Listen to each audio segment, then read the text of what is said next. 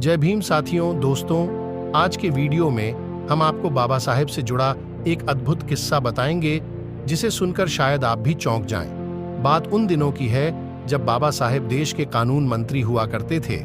तब बाबा साहेब को कहीं से इस बात की खबर मिलती है कि कोई दलित समाज का लड़का पहली बार आईएएस की परीक्षा पास करके कलेक्टर बन गया है। बाबा साहेब ने इस बात पर काफी गर्व और अभिमान महसूस किया और अपने कार्यालय से यह मांग की कि मुझे इस नए कलेक्टर से मिलवाइए।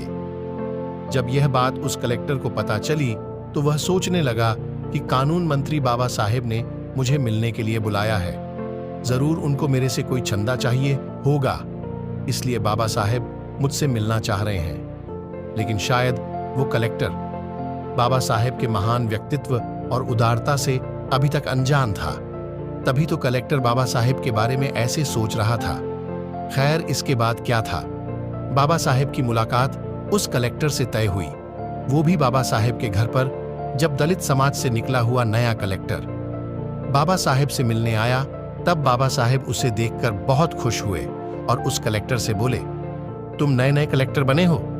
तो उस कलेक्टर ने बड़ी विनम्रता पूर्वक बाबा साहेब को जवाब दिया, हाँ बाबा साहेब, मैं अभी अभी नया कलेक्टर बना हूं।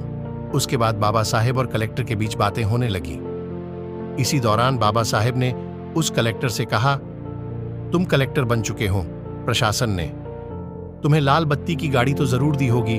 तो उस कलेक्टर ने कहा, हाँ बाबा साहेब, गाड़ी तो मुझे मिली है। इस पर बाबा साहेब ने कहा, आपको हफ्ते में जब भी समय मिले तो अपनी लाल बत्ती की गाड़ी से 1 या 2 बार अपनी बस्ती में जरूर जाना, जहां तुम्हारा घर है। ये बात कहकर बाबा साहेब अपना पेपर पढ़ने लगते हैं। लेकिन जब आधे घंटे बाद बाबा साहेब पेपर पढ़ लेते हैं तो बाबा साहेब देखते हैं कि वह कलेक्टर वहीं खड़ा रहता है। तब बाबा साहेब उस कलेक्टर को बोलते हैं, तुम अभी तक गए नहीं? तो उस कलेक्टर ने बाबा साहेब को कहा, मुझे लगा था कि शायद आपको मुझसे कुछ चाहिए था, इसलिए आपने मुझे बुलाया था।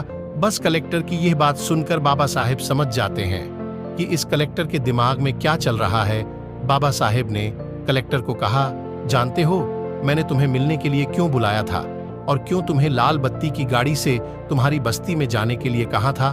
तब कलेक्टर ने बाबा साहेब से कहा, नहीं, मुझे नहीं पता। बाबा साहेब कहते हैं, जिस दिन तुम अपनी लाल बत्ती की गाड़ी से अपनी बस्ती में जाओगे, जैसे तुम्हारी गाड़ी बस्ती में प्रवेश करेगी, तब वहां बर्तन साफ करने वाली, कपड़े धोने वाली, झाड़ू लगाने वाली, गोबर पोतने वाली सभी औरतें तुम्हें देखेंगी और अपने मन में सोचेंगे कि कल तक यह लड़का हमारी बस्ती में खेलता कूदता था और आज पढ़ाई लिखाई करके अपनी कड़ी मेहनत और लगन के साथ एक अफसर बना है। तो यह उनके बच्चों के लिए बहुत ही अच्छी बात होगी और वह ये सोचेंगे कि हमारा बच्चा भी क्यों ऑफिसर नहीं बन सकता, उसे भी हम पढ़ाएंगे लिखाएंगे और वह भी एक दिन ऑफिसर बनेगा।